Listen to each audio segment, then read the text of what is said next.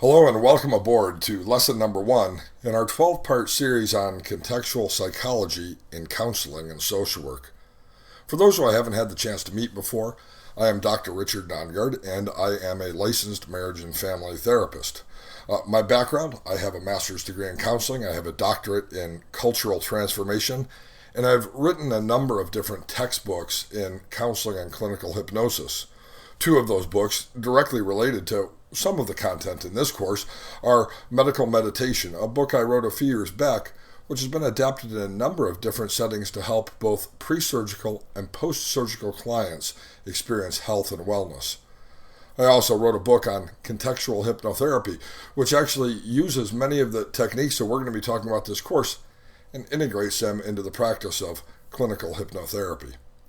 I have a private practice and I see clients on a regular basis. In the past, my work has included both inpatient and outpatient psychiatric and substance abuse settings, and I've worked with a wide variety of clients over the years. The purpose of this course is really simple. I want to provide information that's going to help you to reignite your passion for your work as a therapist, counselor, or social worker, or really as any member of the helping professions. Remember when you first graduated, you walked down the aisle and you thought about that first job where you were going to help people get well. It was an awesome feeling, wasn't it? I remember how excited I was as a new graduate with my master's degree who had finished my practicum and had already secured my first full-time job as a therapist. And some of those early clients that I worked with, even though that was more than a quarter century ago, are clients that I still think about today. I enjoyed feeling like I had an impact in their life, that the work that I was doing was meaningful and it was helping them to make substantial changes. Now, certainly I'm not the only one with those experiences. I bet you can think back to a time when you were excited and passionate about the work that you did. Maybe it was a particular setting where you had the opportunity to work with clients that were close to your heart. Or maybe it was in private practice when you had those clients who were self-motivated and who actually utilized the resources you taught them and made significant and positive changes. And chances are pretty good that you're still passionate about the work that you do. We all got in this field, I like to say, for 2 primary reasons. 1, we didn't have to take math to get the degree, and 2, because ultimately we really like helping people make change. In the era of managed care, though, in the era of limited time and limited resources, in the era of things having experienced significant changes in the way that we deliver services, year after year of doing the work of a counselor or social worker, registered nurse in a psychiatric setting, or really any other member of the helping profession, you may have found that going to the office, going to the clinic, going to the community service center, wherever it is that you work, has lost a little bit of its luster. I think sometimes this is in part due to the fact that most of us have been doing the same thing that we were taught to do in graduate school throughout our career as professional counselors, social workers, and members of the helping profession. Therapy school, what it actually does is it teaches us ideas. But what it actually teaches us are old ideas. And as we do our work day after day, and work with other counselors who maybe are new graduates who learned new things that maybe we didn't have the opportunity to learn, we think to ourselves, am I really as effective as I used to be? This course is about teaching you new ideas. And when you learn new ideas, you're going to reignite that passion you feel about the social work and counseling professions. Now, graduate school, which is where most of us learned how to do therapy, is a good thing. But all schools all teach old ideas. For example, I have a son who is in his senior year of high school, and he's making decisions about college, and he's looking forward to all of the things he's going to learn, and he and I have had discussions about which school he's going to choose and where he's going to go and what he's going to study, and of course what the costs and the constraints and the geography of those decisions mean. And at times we haven't always agreed on every issue related to this subject. And he, of course, has said, but I'm going to learn all these things that I'm going to be able to use in my job. my answer to him was, well, actually what you're going to do in school as an undergraduate is you're going to learn how to learn. Because when you get your first job, they are going to retrain you in today's methods. The reason why they're going to retrain you in today's methods is because everything you learned as an undergraduate was actually old ideas. This is the nature of education. We only learn what has already been learned. Unless you're working or studying at a graduate school that's doing specific research into new modalities, chances are pretty good you're actually learning old ideas. Stephen Colbert, a comedian on Comedy Central, had a great skit a few years back. I can't remember if it was the Washington Post or if it was the New York Times, but he went in and did an interview with the editor about their newspaper. And this was a comedy show, of course, and so he went in there as an interviewer, and the editor thought that this was a real interview. Of course, it was for Comedy Central. And so Stephen Colbert played a condescending interviewer and asked the editor how it feels to be on the cutting edge of stale news. And the editor said, "What do you mean, stale news?" He said, "Well, the newspaper, unlike the internet, is actually yesterday's news." The editor had to think about that for a minute. And of course, this was Stephen Colbert's attempt to rib him for being part of the old media rather than the new media. And so most of us actually graduate from college, graduate from our master's programs, even our doctoral programs, having mastered ideas from the past. As we enter into the professions where we work, the business of life and the inadequacy of most state requirements related to continuing education mean that many of us never actually have the chance or the opportunity to learn the newest and most effective techniques of therapy. If you're like me and you graduated more than a century ago, your practice probably has been based on what you learned in the past and what feels like it's helping your clients.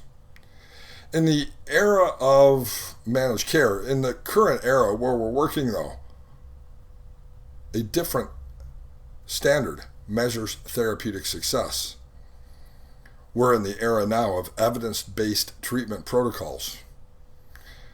If you're a more recent graduate of a counseling program, or you've been particularly careful in your selection of continuing education courses, you might have an edge from an academic perspective, but chances are you learned about therapy in many of these courses rather than actually how to do therapy.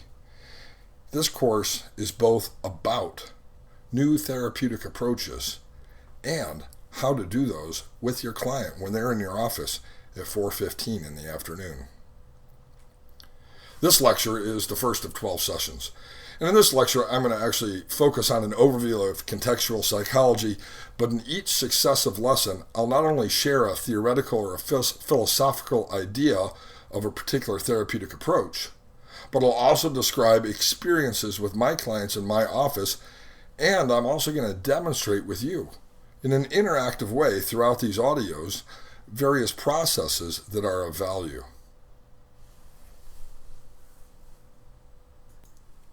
This course will help you to reignite your passion by helping you to do several things. First of all, it's going to help you to understand new philosophies based on current research. A lot of therapists, like myself, practice day in and day out doing what we were taught in graduate school, and yet there's been so much in the last 25 years or more which has been empirically validated as efficient treatments for a wide variety of different behavioral and psychological disorders. This course is going to overview those philosophies that are based on current research in current university settings, but it's not going to be all academic. I'm going to teach you how to take that research and actually apply it to those clients who are in your office. This course is going to help you reignite your passion by helping you to develop a map for navigating tough or unfamiliar therapeutic settings. Every now and then I get a call from a client, and the presenting problem from either that client or from the family is something that I really don't have a lot of familiarity with. It's new, it's unique, it's a different type of presenting problem that I've worked with in the past. I really enjoy these types of cases because it gives me the opportunity to sort of get out of the rut and do something new and apply my skills with a totally different dynamic or a totally different set of presenting problems. But sometimes in these unfamiliar therapeutic settings, or with a particularly tough client, I think to myself, and I'm sure you do also, what should I be doing in this session? By understanding contextual psychology, you will have a map for navigating tough or unfamiliar therapeutic settings. You will know where to start, what to do in that first session with that client, what can be done over the next 6 to 8 weeks to assist that client or that family or even that organization if you're doing any organizational psychology work. And you're going to feel confident in your ability to help those people who are on your caseload. This course is going to help you reignite your passion by helping you to develop specific skills and processes for effective therapy. I remember actually when I was a new counselor, this was back in the day when our practicums were only 300 hours, when I think we only needed 2,000 hours before we actually could qualify for licensure. And for most of us, those supervision hours really came in the form of doing full-time work on your own and meeting with a supervisor, every couple of weeks to basically have them sign off on your documents. I know that in the last 25 years, requirements have really become much more rigid than they were back in the day. But to a large extent, I think many of us still have done most of our work sort of as a trial and error on our own without working hand in hand with other more experienced therapists. As a result, we've probably developed a repertoire of skills and processes that we use in therapy, but because we're probably not working with another therapist and watching the work that they do, we're not expanding our repertoire of specific skills and processes. And over the next 12 sessions, I'm going to share with you processes for effective therapy. You will know a technique, for example, to help somebody overcome a fear of flying. You will know a technique to help somebody let go of the depression which has been holding them back from success. You will learn specific skills and processes, things to do 20 minutes into the therapy session when you run into certain issues that your clients wish to address. This course is going to reignite your passion by helping you to create change in your methods that you know that you can actually justify to clients, insurance companies, colleagues, and even other people connected to your work. When people ask, how do you know this will be helpful to me? You will have adapted a set of methods that the research shows are empirically based, that have a greater efficacy in helping a larger number of people to experience the success that they came to therapy for in the first place. And if you're like me, that feels awesome. Because I got into this field like you, because I actually like helping people make significant change. This course is going to reignite your passion by helping you to enter and exit every single counseling situation with a sense of confidence in your ability to help other people. And that's really important. Now, let me talk for a moment about the format of this course.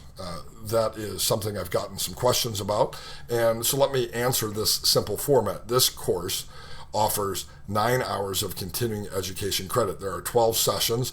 The sessions are between 30 and 50 minutes each. You can listen to them online, or you can easily download them and listen to them on a tablet, a phone, a laptop, an MP3 player, anywhere you can download an audio file too. Those 12 sessions comprise about 9 hours of lectures, and so there's 9 hours of CEU credit. Some who've registered for this course also have access to an additional 3 hours of professional ethics training, equaling 12 hours. Each of the 12 lessons has a PDF file, and you can view that online or you can download it. You can put it on a Kindle, you can put it on a tablet, you can put it anywhere you'd like to. And these would be notes from each session. This will help you if you're listening on the go, because most of the important points in each of the lectures will be provided without you having to write them out for yourself. I recognize that since I've put this in a convenient, downloadable audio format, some of you are going to earn your CEUs in a traffic jam on the way to work. Some of you are going to earn your CEUs while running on the treadmill at the gym. Some of you are going to earn your CEUs while sitting on an airplane, and you might not feel like lowering that tray on the seat in front of you. And so I have provided notes covering the most important details and some scripts for each of these sessions. You are, of course, free to write out any additional notes that you would find helpful. And at the conclusion of these 12 lessons, the 9 hours of training, there is an online exam. And this will serve as a way of documenting your participation in this course and allows us to award you state board approved CEU hours. And of course, this class is approved by NAADAC. It is approved by the National Board of Certified Counselors. It is approved by the 3 big states, Florida, Texas, and California, for social workers, marriage and family therapists, licensed mental health counselors, and also approved by most other state boards as well. A comprehensive list of state board approvals for registered nurses, LPCs, LMHCs, LMFTs, social workers, psychologists, etc. can be found on our website at www.fastceus.com/approvals. This course also has an available certification option. For those who choose to complete this option and become a certified contextual behavioral counseling specialist, this course is the first 9 hours of that training program. And if you registered for the 30-hour certification program, you will be given access to the materials needed to complete the remaining portion of your required hours to earn certification through Peachtree Professional Education as a certified contextual behavioral counseling specialist. Now, every now and then people ask me, why do the certification option? Well, we all have to earn CEU hours each year.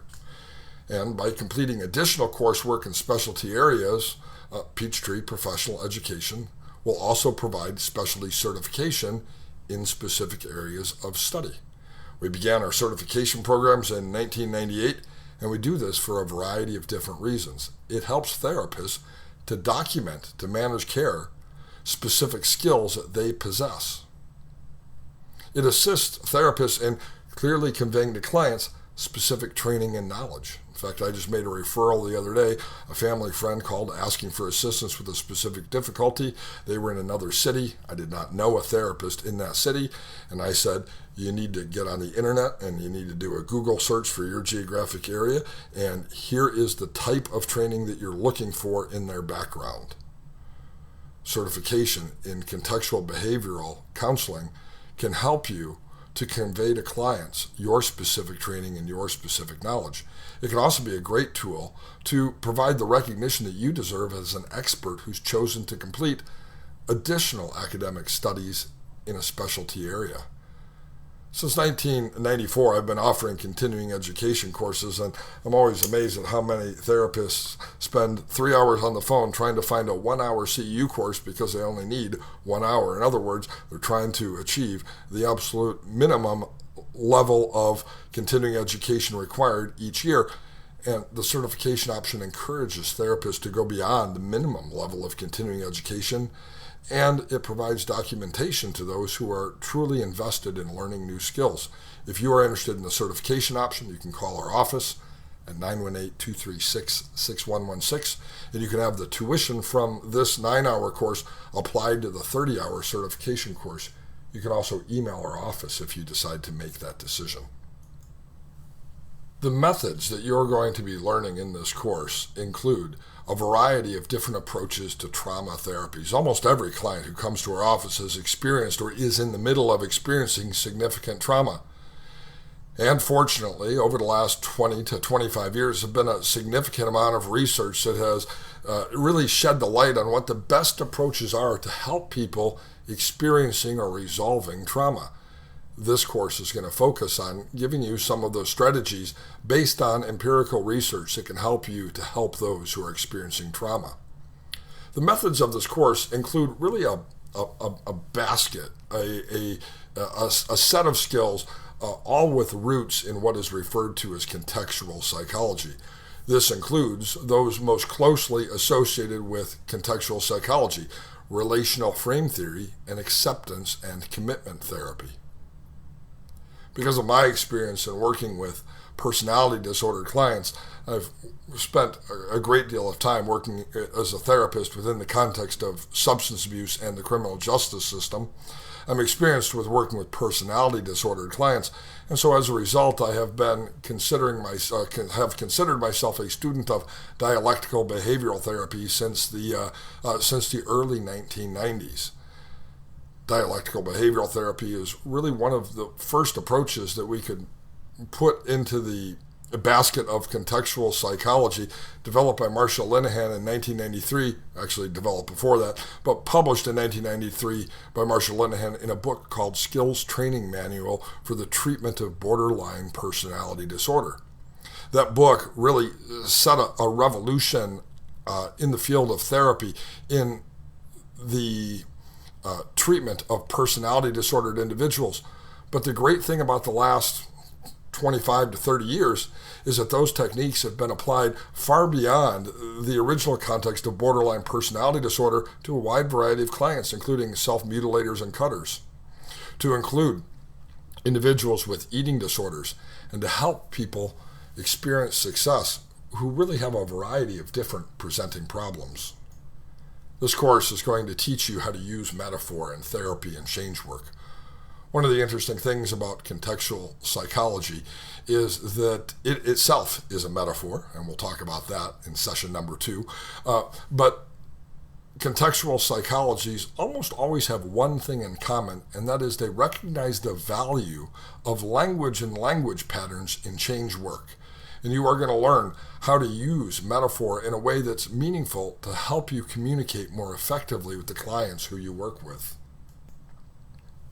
This course will also teach you the principles of mindfulness-based stress reduction. John Kabat-Zinn at the University of Massachusetts, in his pain management program almost 30 years ago, began studying the efficacy of mindfulness-based approaches in psychotherapy in a secular and non-religious setting. I'm going to share with you the ideas of mindfulness-based stress reduction and how they can be useful to the clients that you work with in your office. Mindfulness is a strategy that is really at the core of many of the different approaches of contextual psychology. I've always been a big fan of solution-focused brief therapy. And solution-focused brief therapy is another evidence-based treatment protocol that has demonstrated efficacy with a wide range of clients. And when we can utilize the principles of solution-focused therapy, like the miracle question, to help us determine what the most effective outcomes in treatment are going to be, we can be an even more effective therapist.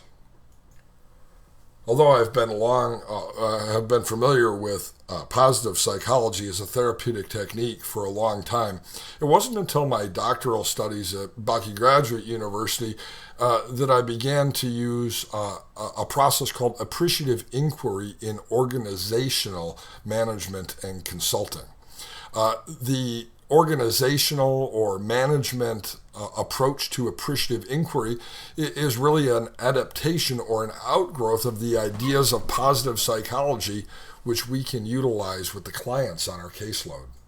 Sitting on my desk right now is one of my favorite resources. It's the Oxford Handbook of Methods in Positive Psychology. It was edited by Anthony Ong and Manfred van Dolman. And this book is just a tremendous resource. It's one of those books that I just keep on my desk. And it's got dog ears, and it has underlines, and it has yellow stickies all over it.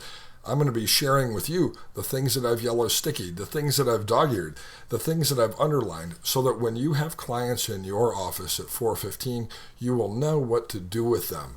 That comes from an empirically validated approach that's really completely different than our traditional diagnostic or pathological model of psychology that come from the ideas of positive psychology.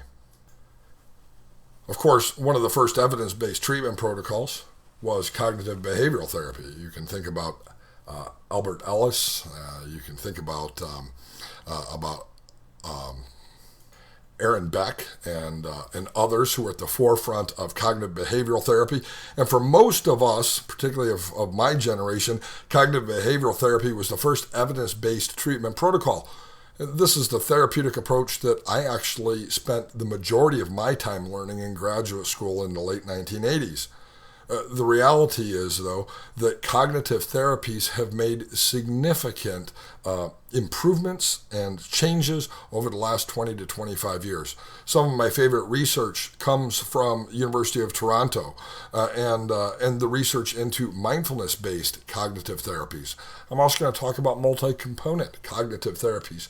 And you're going to learn how to take your cognitive behavioral therapy to the next level. I'm also a big fan of experiential theater, as Don Gibbons, psychologist from New Jersey, former president of the New Jersey chapter of the APA, calls it experiential therapy. And I'm going to be sharing with you some of the techniques of experiential therapy where we don't just interview our client, reflect back what we heard them say, and talk to our client, but instead we create an opportunity for them to take action in our office through experiential processes that they can practice between now and their next session. I'm a firm believer in therapeutic homework.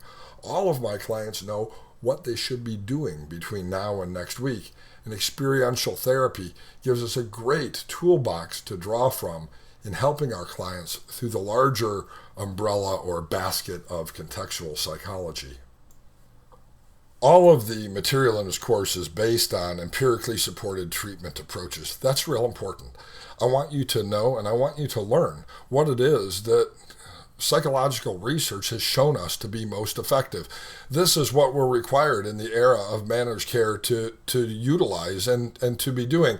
And this, of course, helps me at the end of the day feel even better about the work that I do, because I know that there's a greater likelihood in using these approaches that the clients who I work with are going to experience the results they came in for. You'll be learning what really is the subject of current research, and you'll be learning the specific processes and methods of using these strategies with clients in your office.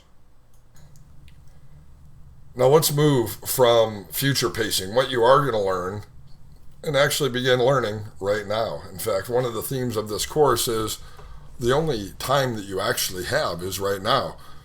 Yesterday's gone, tomorrow's not here.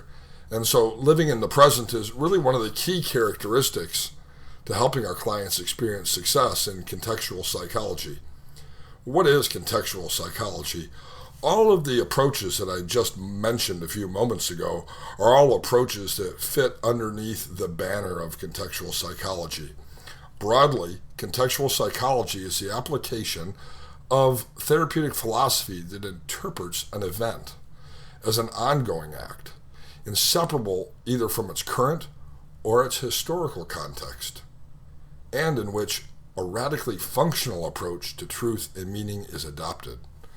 What this means, in essence, is that rather than resolving the past, we live fully in the present. What it means is that there is no need to look back, because the present context is really all we can resolve. What it means is that any presenting problem actually is a multiplicity not only of problems, but interpretations, experiences, behaviors, thoughts, feelings, actions, sensations, and all of these things need to be addressed in order for us to find resolution and establish a goal or pathway for our clients. The context for contextual psychology is right now, this moment. It is the only thing that we can impact. In other words, contextual psychology differs from the approach of Neo-Freudianism in that regression or regression to cause and resolving the past are not viewed as the central approach to therapy. This is, of course, logical. In the present time, it's impossible for me to change the past. And yet think about the current approach that many therapists have to therapy. And what do? They spend time with their clients, the majority of time in therapy, quote unquote, processing the past. The reality is that we can process the past forever, and we'll never be able to change the past. Freud's central idea, or one of his central ideas, was that we could go back into the past. We could find the cause of today's issue. We could resolve that through a series of different processes, and then experience life more fully in the present.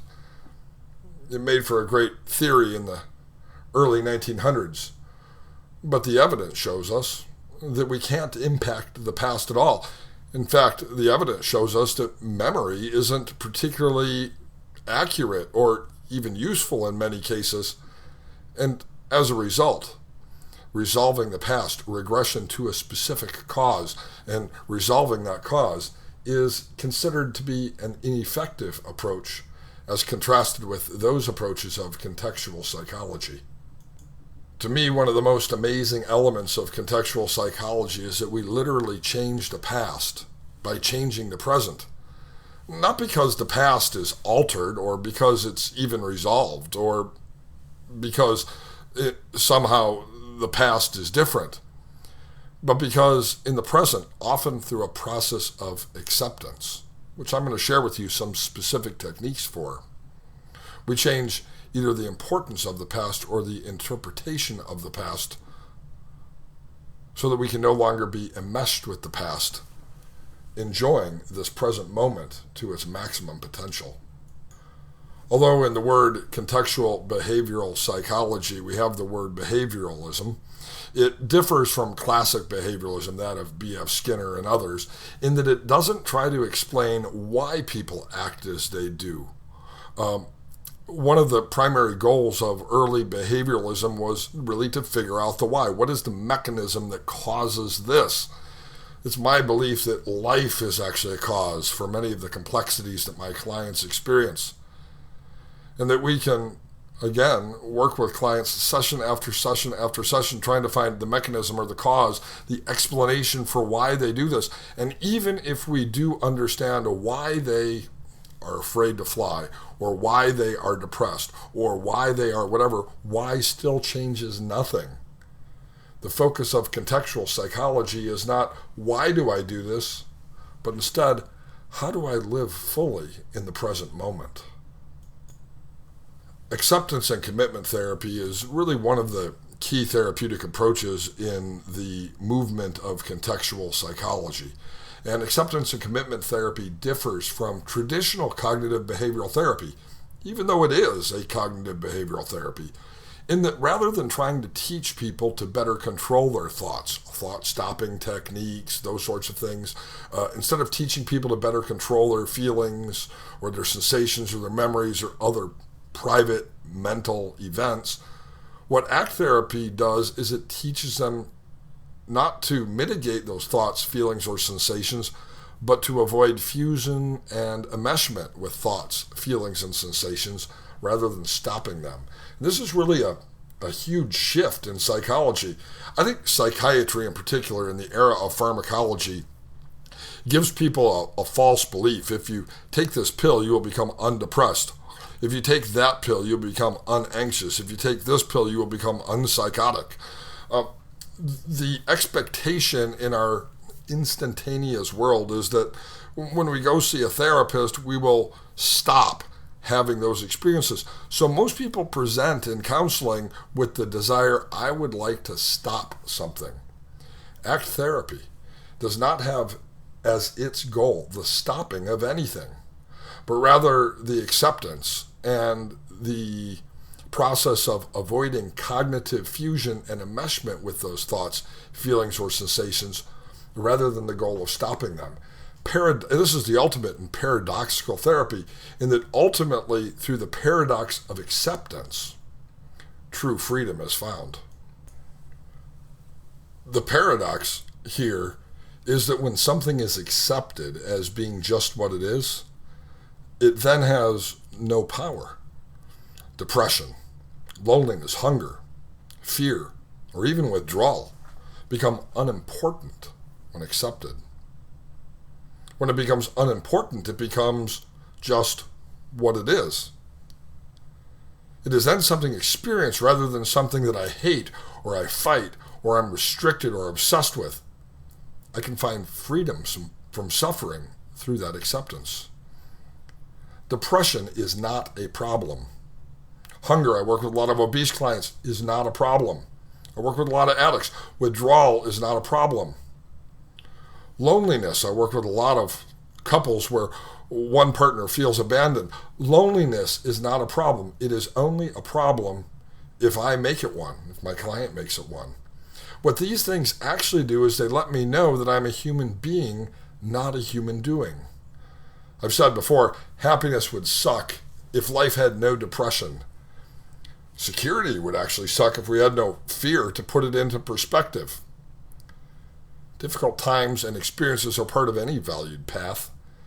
Difficulty and pain for our client are not to be avoided if one wants a truly meaningful life. They're simply things to accept, because in acceptance, we give it no power to control. And what it does then is it becomes the pathway to being a full human being, participating fully in life. Acceptance seems like such a difficult thing for us to move our clients towards. Yet there are specific strategies and techniques that we can utilize with our clients to help them move towards a process of acceptance. Acceptance, by the way, does not mean I like something, I endorse it, I wished it would happen, or I want it to happen to other people. That's not what it means at all. It simply means that I can live fully in the present, despite where I've been in the past. The reason we can move our clients to this point, even though some of their experiences are truly awful, is that when we teach them the context of the present, it gives them self-control, which is what most of our clients are seeking through their unhealthy manifestations of symptoms and behaviors, which others have called distressing. Contextual psychology differs from the primary approach of psychiatry in a number of different ways. I just mentioned one a moment ago. Our goal is not through a magical pill to resolve the problem. It's actually to help our clients be fully human by living in their problem, and that paradox brings a tremendous amount of freedom. But it also differs from the primary approach of psychiatry and psychology in that diagnostic labels are far less useful to the therapeutic process than perhaps in any other field of behavioral health. It was probably at least 25 years ago that the National Association of Social Workers began developing an assessment tool that they called PI, Persons in Environment. And I always find it amazing when I talk to social workers how many social workers really are unaware of PI, Persons in Environment.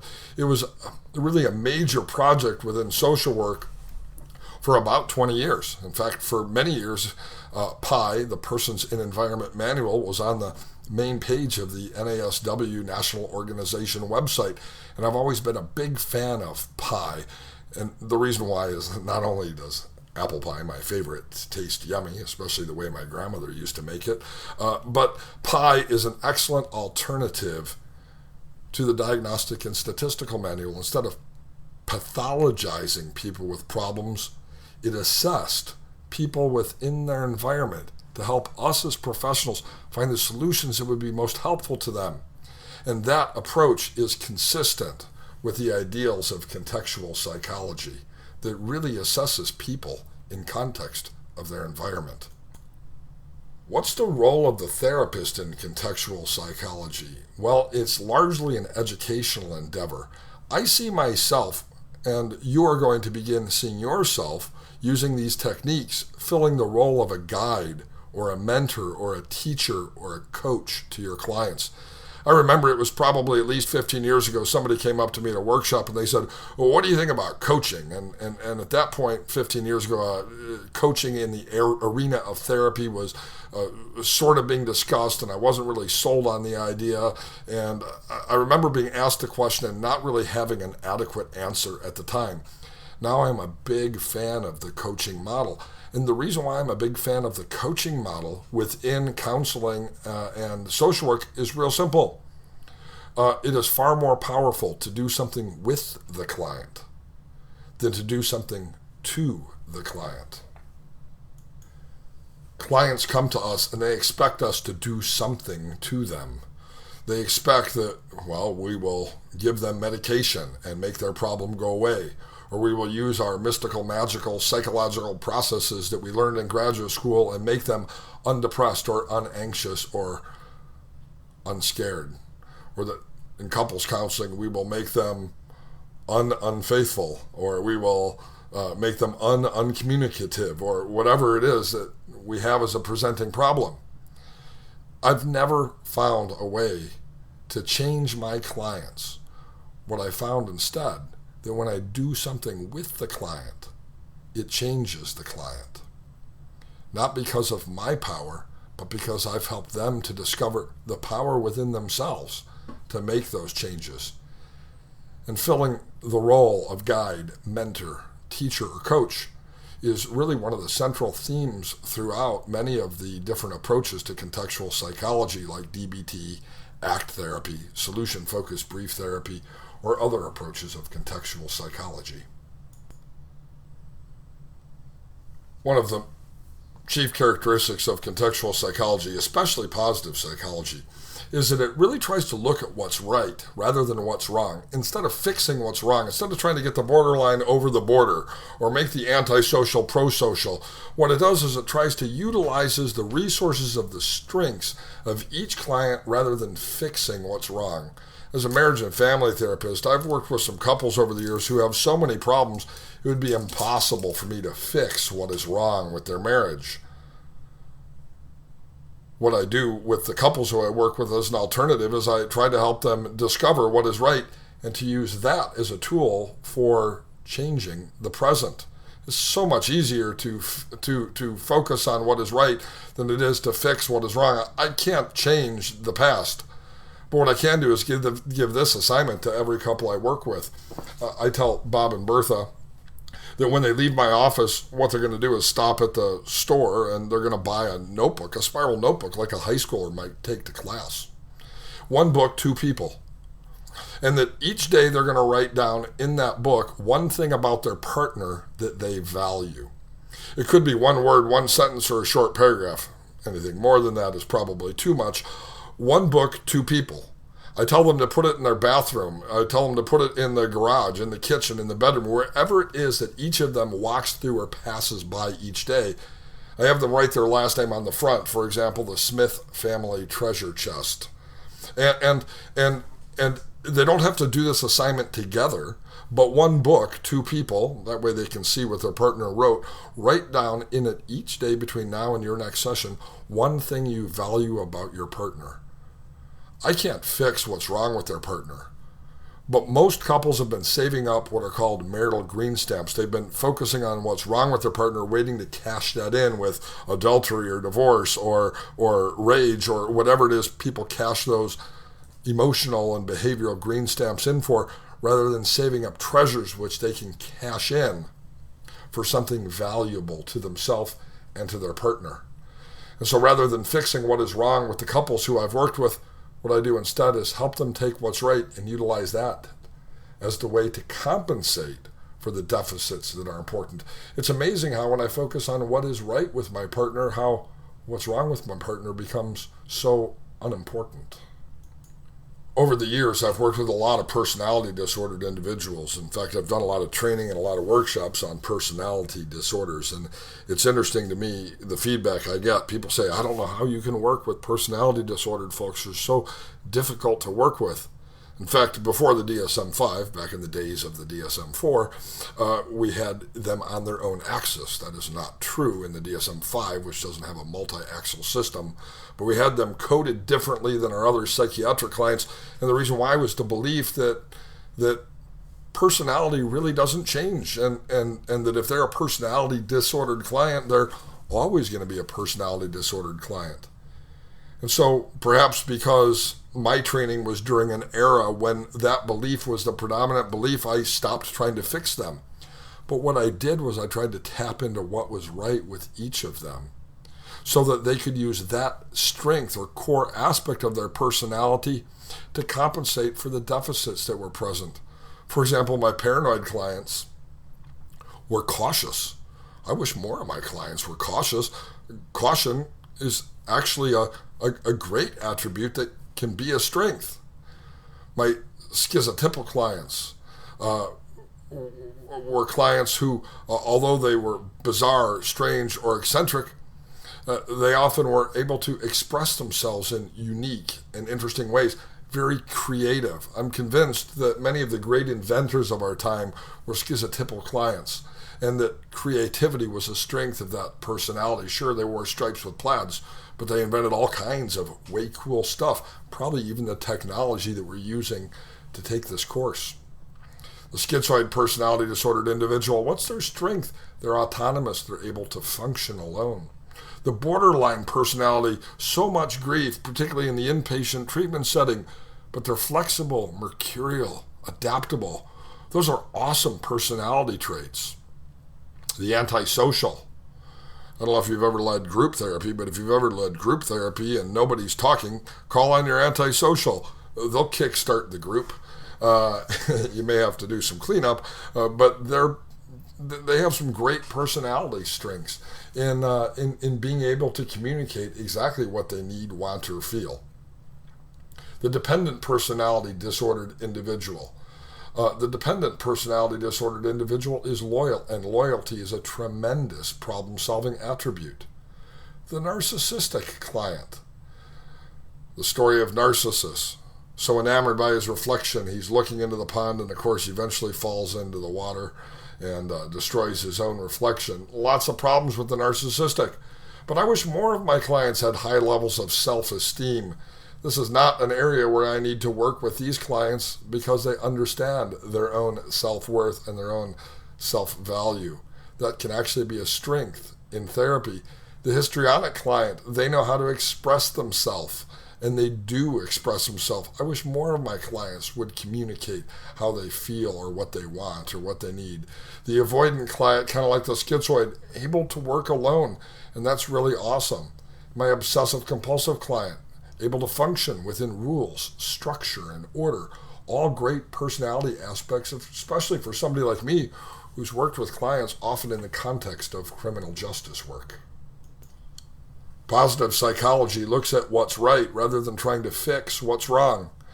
Taking an approach in therapy where we only focus on the assets present rather than the problems present makes therapy so much more enjoyable, not only for me as the therapist, but for my clients in my office as well. Let me share with you a couple of recent clients who I've worked with or cases that I'm familiar with. One of the clients in my office recently is a 400-pound, 56-year-old obese attorney. He's tried every approach to weight loss possible, every diet under the sun. At 56 and 400 pounds, if he doesn't lose half of his body weight in the next 18 months, he is going to die. That's the end result of being so obese. My primary approach with him is based in contextual psychology, mindfulness, and the art of mindful eating. These are techniques that I'm going to talk about in the successive sessions. For him, the success has not only been numerically when he steps on the scale or in the clothing size that he's been wearing, but it's also been in his ability to function in his marriage and in his job as a corporate attorney. A 9-year-old suicidal girl. Her father committed suicide a couple of years back, and she's reported some of her own suicidal ideation. She's been seeing a psychiatrist for the past 2 years who's been medicating her, perhaps under the belief that she somehow has a Prozac deficiency, and has been working with the same therapist for the past 2 years as well. I asked the mother what the results of 2 years of therapy has been, and she said, really not much. And I said, well, what is she doing as homework between sessions so that she can practice what she's learning in therapy and apply it to her real emotions in the real world? And the mother said, she's not getting that in therapy. I said, then it's time to find a contextual psychology practitioner, a counselor, or a social worker who can teach the skills of emotional self-regulation, acceptance, and help her to define and develop, even at 9 years of age, a valued path. You find that in contextual psychology. Another recent client of mine was a 40-year-old amputee. He came to me for smoking cessation. I see a lot of people for smoking cessation. Early 40s, 41, 42, he came in. His most recent amputation was had been a few weeks beforehand. It was still healing. He came to me for smoking cessation because it was not healing correctly. For him, smoking cessation was a matter of life or death. But when he came in, he was not only suffering the difficulties of his recent amputation, he also very clearly was heavily medicated by his physician. And I thought to myself, I'm not even sure that I can work with this person in my office because of his cognitive state. And I interviewed him. I spent probably about 30 or 35 minutes, and at that point I was really ready to make a referral, not sure that I was going to be able to really help him in my office with the type of strategies that I provide. And I looked at his intake form, and on the intake form I asked my clients, what are your hobbies? He had only written one thing down, and that was Bible stories. I thought to myself that was a rather odd thing to write down, and I said to him, what type of Bible stories do you like? And he said, oh, really, I just sit around all day long being disabled, but these missionaries come by and they leave me literature with Bible stories. It was real clear that my religious faith and his religious faith were two entirely different religions. But my goal in therapy is not to make my client the best me that I can, but to help them become the best them that they could be.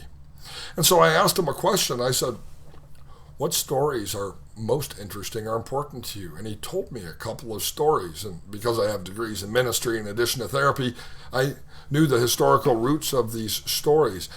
And so I spent the next 2 sessions with him using a metaphorical and story-based process, which we're going to talk about extensively in this course on contextual psychology.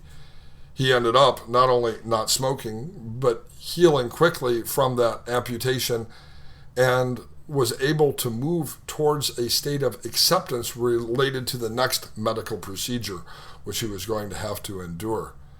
He left my office not only physically better, but emotionally better, and his wife was extremely grateful for the time that he had spent in my office.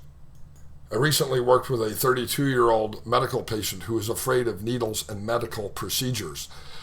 She came to me because of anxiety, because of panic, specifically cued because of her needle phobia or medical procedure phobia and a recent diagnosis that resulted in her having each week to endure certain medical procedures that involved phlebotomy and needles. And in one session, I was able to help her find a significant level of relief that allowed her to undergo the process the next week. In my second session with her, I was able to ratify the change that she had made. And in simply 2 sessions of working with her, she experienced the success that she needed to continue on with her medical treatment and success. Just a moment ago, I mentioned the treasure chest with Bob and Bertha. Whenever I talk about couples counseling, I always make up the names and I always talk about Bob and Bertha. I have no idea. They have been my case study client names for the last 25 years.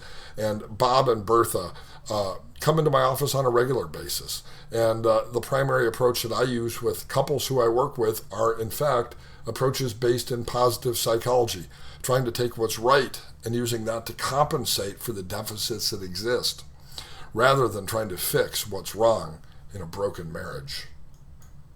My hope in this first lecture is that you have become excited about the possibilities of applying contextual psychology to the clients who are on your caseload. In the PDF for each one of these courses, I'm going to give you an assignment. It's going to be a simple assignment, but it's really important.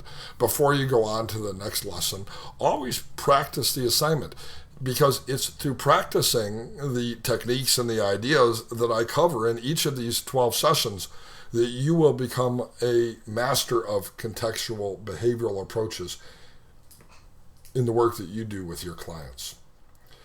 We're out of time for lesson number 1. Again, I'm Dr. Richard Nongard. I'm very happy that you've decided to take this course, and I also hope that you participate in our internet forum. This is a great place where you can meet other professionals and ask any questions that you might have. Our internet forum can be found at www.changeworkforum.com. That's www.changeworkforum.com. And that is a group that I've created on Facebook because it's the easiest way to create a social media platform. And it is for licensed mental health professionals. And so please join that group and ask any questions that you might have. I always check it. I'm more than happy to answer. And other therapists who are practitioners of contextual approaches to counseling and social work will be there to answer questions as well. Thank you. Thank you. Thank you. Thank you. Thank you. Thank you.